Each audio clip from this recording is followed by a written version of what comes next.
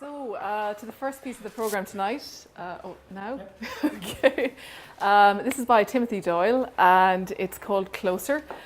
And it's just a beautiful, quiet, serene piece of writing. We really, really enjoyed playing it today and working on it with Timothy. You'll hear the piano figuration kind of continue right the way throughout, and then it's coloured by various chords in the ensemble, and they change texture and change voicings right the way throughout as well. So.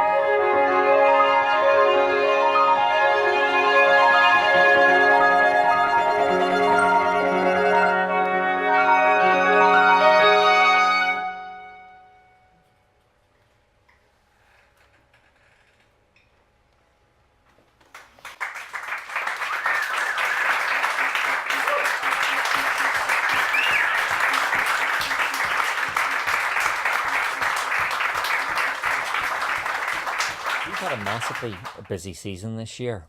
All kinds of performances of all kinds of contemporary and modern music. And in fact, we just had 2 performances in Belfast and Dublin at the weekend there. And now the only thing that remains is for us to have the actual competition award, the Peter Rosser Award. And this is a wonderful way for us to end our season, to bring together some close friends and celebrate someone who was a close friend and colleague. So hello, I'm joined here by Timothy Doyle, the author of that last piece. Tim, thanks for coming in and having a chat with us. That's great, thanks for having me. It's a beautiful piece, absolutely lovely. Can you tell us something about the piece or what motivated you to write it? Yeah, I was quite happy with it. I don't know, my music tends to be quite busy, very dense. Doesn't sound like it. Well, that's the thing, yeah, I kind of thought, I don't know, I wanted to get away from it a bit and write something much more stripped down, maybe a bit more meditative. Yeah, I just wanted to write a simple process and kind of just let it go by without too much intervention. Usually I'd write these kind of things and then stack on Would you top say of it. that you were inspired by minimalist music in general, or? Oh yeah, absolutely. Like, you are, yeah. I started out with Mahler and all these kind of very romantic things, and then gradually got into minimalism. I suppose, I'm not comparing myself to John Adams. I'm saying Why not? I went a similar route in that Yeah. I use a lot of minimalist techniques, a lot of processes and systems and things like that. But the end result usually sounds a lot more akin to older music, Yeah. like the romantic. No, I can stuff around definitely here. hear a kind of John Adams influence in there, without a doubt. You know. Yeah, yeah. Yeah. And it's very beautiful texture as well. I mean, just how you've handled the instruments, and sometimes you hear a certain instrument come into the fore and other instruments getting into the background. Yeah, it's nice. Like I kind of wanted this kaleidoscopic. It's actually quite a simple canon. But yeah, with the swells, I wanted this. Yeah, very much kind of kaleidoscopic kind of texture with the. I wanted everyone to be playing at least at the same time, but you get kind of rise and fall of different textures or different sounds from the different instruments. It's very beautiful. And have you plans about what you want to write next? I mean, have you anything else on the drawing board? Well, I don't know. This might change my mind a little bit. It was quite calming, and what I'm working on now is a very new much direction, perhaps. Maybe, yeah, maybe we'll see, or maybe I might write a movement here and there or something like that. But probably back to busier music. I'm working on a piece for chamber orchestra at the moment, which is kind of extremely dense. I've kind of lost track of where I am with it now. It's kind of polar opposite, I'd say, to this kind of music, yeah, but constructed the same. Okay. And actually, I mean, what we'll do this year as an ensemble is we'll kind of commit to these works, and we'd probably give you at least 2 performances of this piece anyway, so it's fantastic, yeah. Yeah, it's good. And do you find that your music is being performed in Ireland a lot, or is it difficult to get performances? It's tricky in Cork. There's nothing happening in Cork. Yet you've a conservatoire there. Yeah, that's the thing. We have great musicians and great facilities, but there's very little, and it's not due to lack of interest. It's probably lack of motivation from the people around. So myself and a few other composers are trying to change that at the moment. But outside of that, I just had a piece performed by the Crash Ensemble earlier this month, and the Concert Hall, and then Kirkos Ensemble are playing a piece of mine later in the summer. So there's things happening, but it's all towards Dublin. Well, that's great. Well, it sounds like you need a hard rain soloist ensemble in Cork, maybe. Yeah, that'd be great. Yeah. If you ever want to come down, that'd be fantastic. Yeah, well, we would love to come down, actually. And anything else on the drawing board at the minute? The chamber orchestra piece, and yeah, well, that's kind of taking up a lot of my time at the moment. And then I wrote a tape loop piece, which is being performed in Indiana, of all places. Okay. So rehearsing that is quite difficult over Skype, and putting the actual tape to get they're actually making the tape there. I don't have one, so they're doing it over there. So that's kind of what's taking up the bulk of my time. And then I'm doing a PhD, which is it takes up a lot of your time, I guess. Bulk of my time, yeah. And have you had an opportunity to come to Belfast before? Never before. That is probably one of the best things about this is that I actually got to see the city. I met you in the street, if you remember, earlier, and you were kind of looking like a bit of a tourist. Well, yeah, completely, yeah. But it's great. Like I hadn't been to the city before. It's very, very European. Like not. All right. It's less Irish than I would expect. It reminds me almost of. It's quite Parisian. Like even on Lisburn Street, all the cafes. I've heard Belfast described in lots of ways, but never Parisian before. I was surprised, yeah. The next piece we're going to play you is by Matthew Rowan, and it's Grooves Become Walls. So the reason for the title will become apparent really in the first couple of bars. It's quite groovy, And it's based on 7 chords, and the material just kind of moves along until we kind of reach a stasis at the end. So Grooves Become Walls.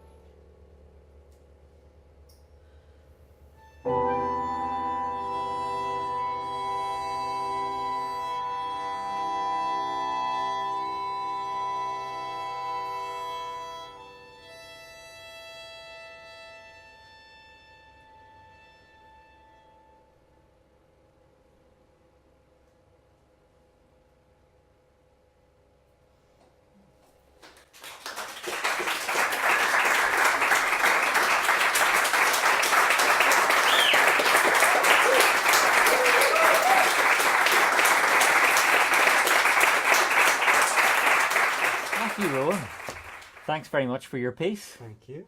And it was really very quirky piece as well. I spoke to Tim a moment ago about his influence in minimalism and John Adams in particular. Sure. This, I think, has some kind of origin in minimalism as well, maybe. Probably more post-minimalism, so you've got the Andressens, the Martin, those sort of people. So you've got the repetitive nature, but there's a bit more to it, a bit more depth to it, I think. It's less of the sort of philosophy of minimalism. It's more, it's got that sort of rock edge, punk edge to it that I think Andressen certainly had. And is Dutch music something that you're particularly attracted to? Not necessarily. I just like the thinking behind it. I mean, Andressen was certainly more politically charged Yeah, it's true. than I am. Pieces like Der Stadt or Day Tide really sort of blew me away, and just I'd never heard anything like that before. And because I've got sort of a rock and roll background, jazz, I try and bring those nuances of the rock and roll genre into my own work. So you've got that rhythmic figures, the sort of aggressive playing on the cello, which is the rhythm guitar part, particularly this piece. That's what I had in mind. So it's just that idea of taking my musical heritage and bring it to a contemporary classical world. All right. And I remember I was sitting in the workshop earlier on, and you referenced Steve Martland. Is he something that kind of figures largely in your thinking as far as your composition is concerned? When I heard his Horses of Instruction, I really couldn't believe what I was hearing. Just even the instrumentation they used. It was a rock band playing contemporary classical music. And that was something that was missing because I wasn't really from the classical background, whereas I think that's why contemporary classical appeals to me, because it allows me to bring styles from here, styles from here, styles from here, and put it all together. So it's that sort of strive to get my own identity onto the page, really. The funny thing is, the music that we just heard, I can almost imagine that. I can envisage a kind of rock band type lineup performing that music. Yeah. Have you written music that similar kind of music but for a different kind of lineup? No, it's always been something I've liked writing for acoustic instruments, because when they're fully charged and getting those sort of aggressive lines out, there's something about it that is so raw and so natural. You're not amplifying, you're not using pedals, you're not using other things that can help with the sound. It's the player, it's the instrument, and it's just it's coming from within rather than from the equipment. Yeah, an acoustic group is a beautiful thing. Absolutely. Acoustic music is a beautiful thing. Absolutely. Yeah. And you're based on Newcastle upon Tyne now. Originally from Bangor, was it? No, Belfast. From Belfast, okay. And just wondering what the scene's like in Newcastle upon Tyne. Is there a contemporary music scene there? Certainly the Sage Gateshead puts on a lot of sort of late mix contemporary things. It's not as much as I would like, and which means the competition is quite fierce for getting the commissions, getting the performances. But certainly Royal Northern Symphonia do have a core group of players that do specialise in contemporary classical music. And they're based in the Sage, as I recall.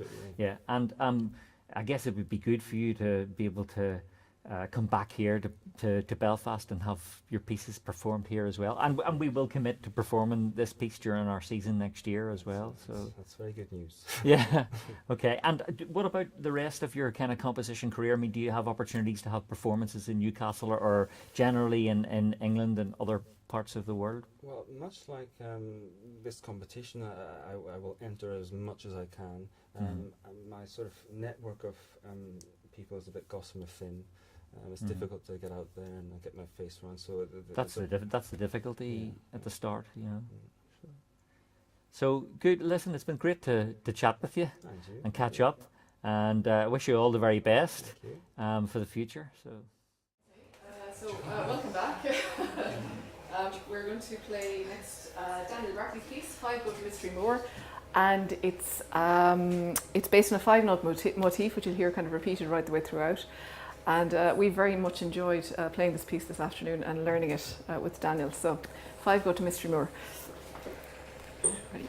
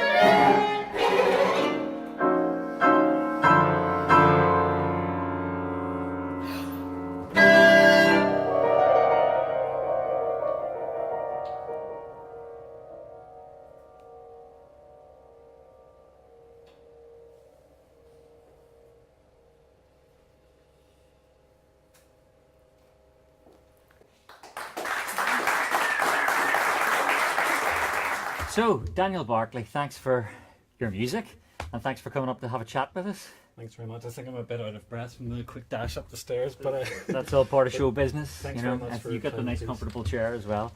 So, Daniel, I wanted to talk to you. I mean, all of the works in the Peter Rosser competition were read through by the group anonymously, and yet your piece has emerged to the surface this year, as it did last year, which is very fortunate for you. But can you tell us a little bit about this piece? Last year, I should say for anyone watching, last year your piece got an honorary mention. Wasn't a prize-winning piece, but it did get a performance, I think, in our season. Yep. So, can you tell us something about this piece? Yeah, so first of all, the title is completely nothing to do with the actual piece. It's just because it's a quintet and it's a motif based on 5 notes. But So you're no big Enid Blyton fan? I wouldn't say I'm not a fan, but Okay. it's not the influence behind the work. It's just I tend to name quintets after famous 5 books. But as you do. Yeah. The main idea behind the piece, as Sinead mentioned just before they played it, is this 5-note rising motif,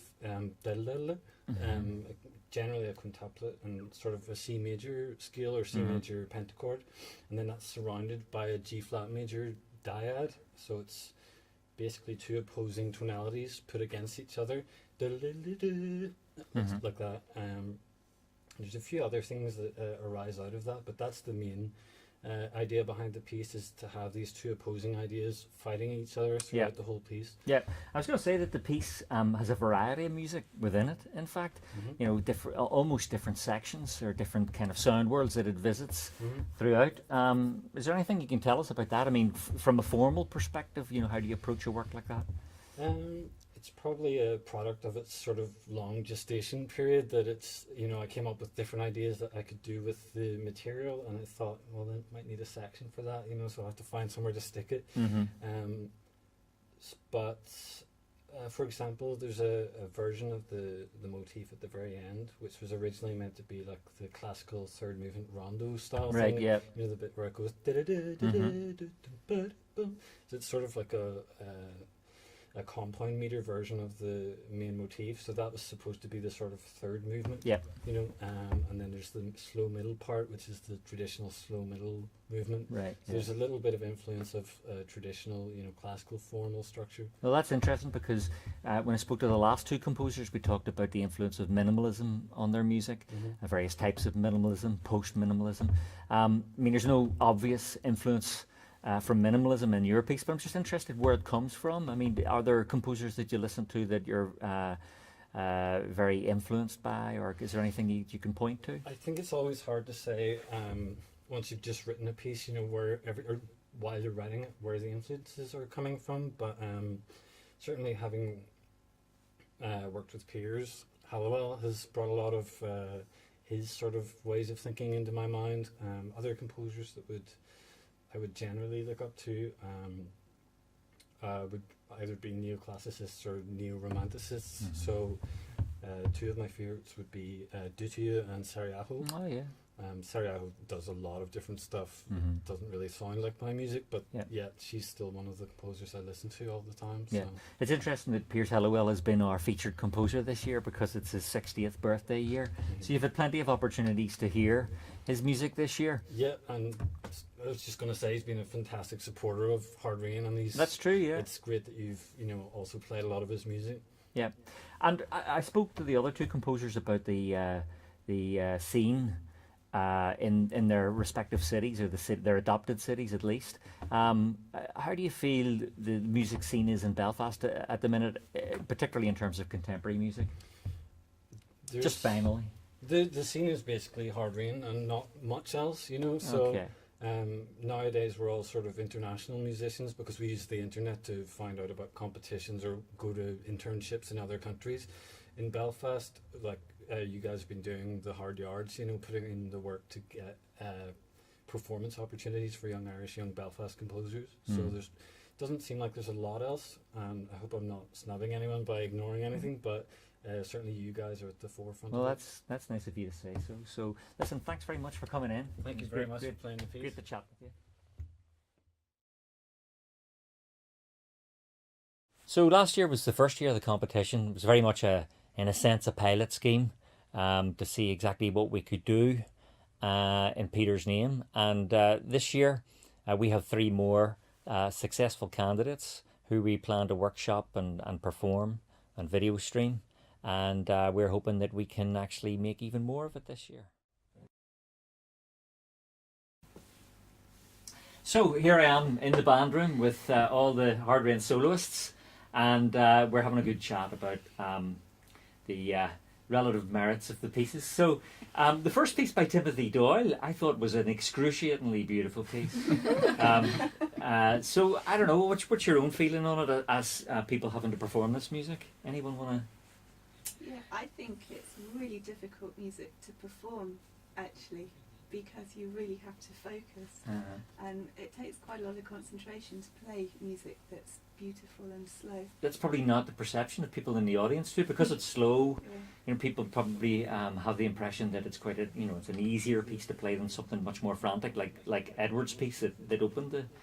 But yeah, so there's concentration. Sean's part was quite complex in it, even though the whole piece sounded that's really true. still, but there's real complexity in the writing there. And also what I like about it is that, certainly from a string player's point of view, you're not having to jump around the fiddle all over the place, but Tim still manages to find really beautiful sounds for, you know, the instrument. I mean, I was playing a lot on the lower register, which is quite unusual to play a lot of a piece on the violin in the lower register, but it's really nice to, you know, experiment with those kind of sounds and, you know, in a sort of less stressful way than you would usually be having to, you know, usually people write for the violin and it's all over the place, but it's really nice to just concentrate on making beautiful sounds. Yeah, I could see everybody was kind of focused on just trying to get that collective sound rather than thinking about their own thing. It was really beautiful having the auxiliary instruments as well. I think that was a really nice feature.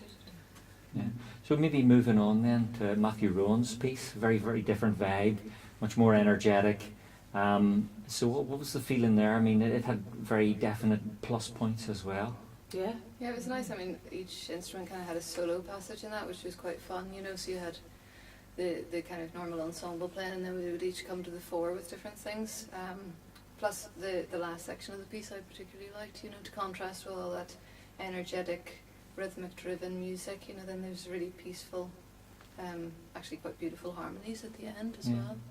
I think from a listener's point of view and the audience, it's really, it grabs you straight away, you know, that groove at the start, which is, people sort of go, oh, there's something. Yeah, you had a great part actually. That violin opening is brilliant, Yeah, and I think Matthew really knew how to sort of grab the attention of the listener there at the start, which is, you know, difficult to do, and if you miss the audience at the beginning of the piece, it's difficult to get them into something, you know. But it was really good.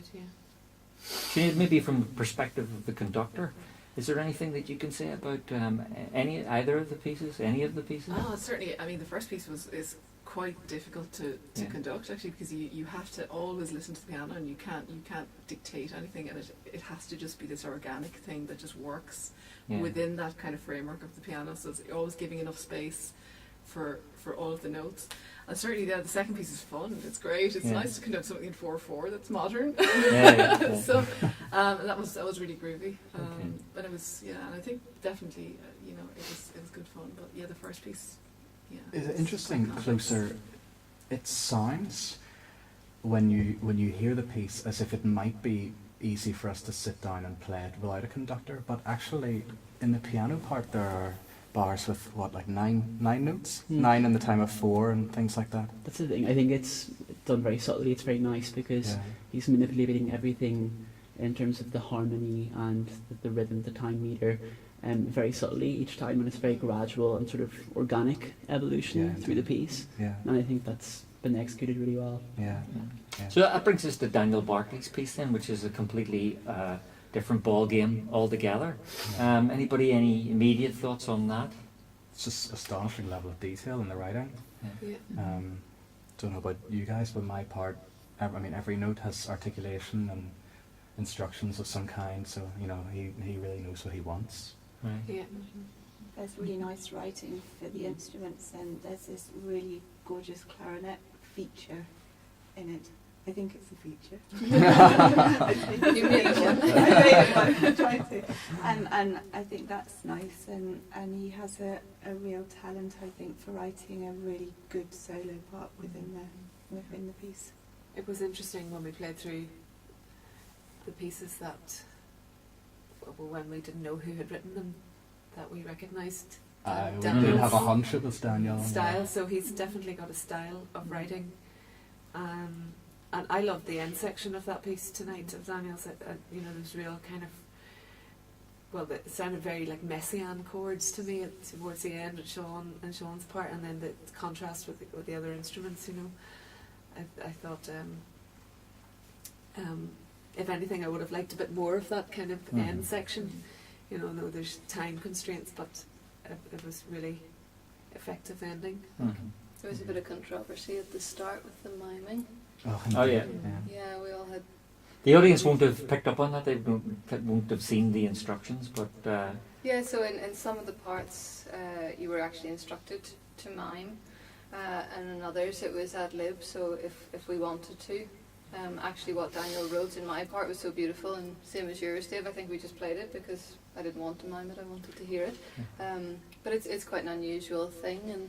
Yeah, that divided opinion a little bit amongst us. Okay, brilliant. Listen, I think we're going to have to leave it there. So.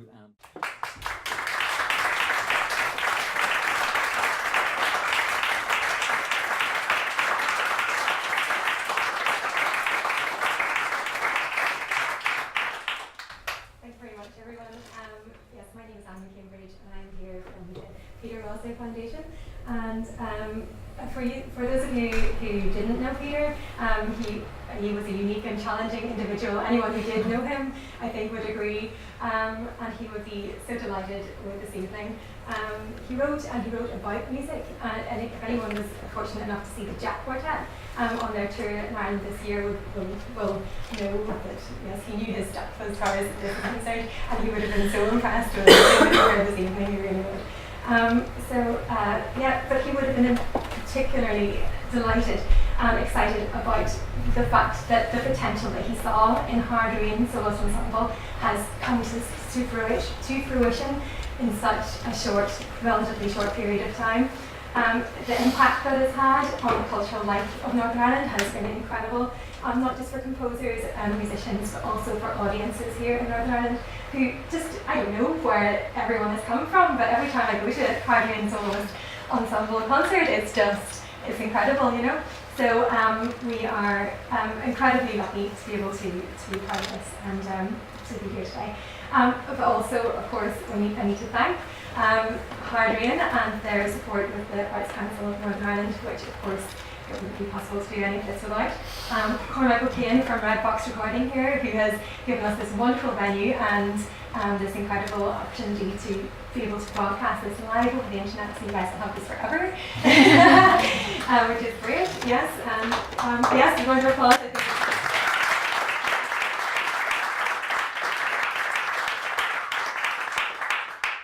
Also, I have to mention Keith Patterson from the Crescent Arts Centre, who was so kind to offer his support in the fundraising, and of course all of Peter's incredibly generous family, friends, colleagues who have supported us in our fundraising, both musically and financially. So,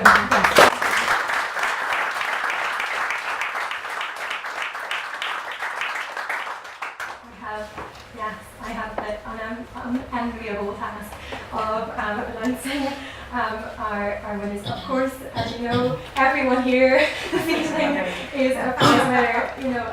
It's incredible to get this far. The standard of competitions is so high. But in reverse order, I'd like to say that Daniel Bradley, you have been given the third prize for.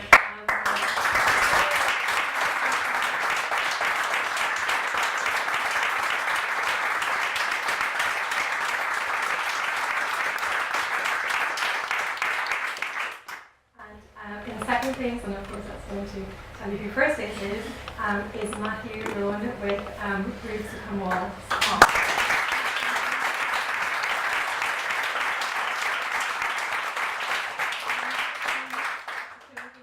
Europe is one of the most occasions, so congratulations.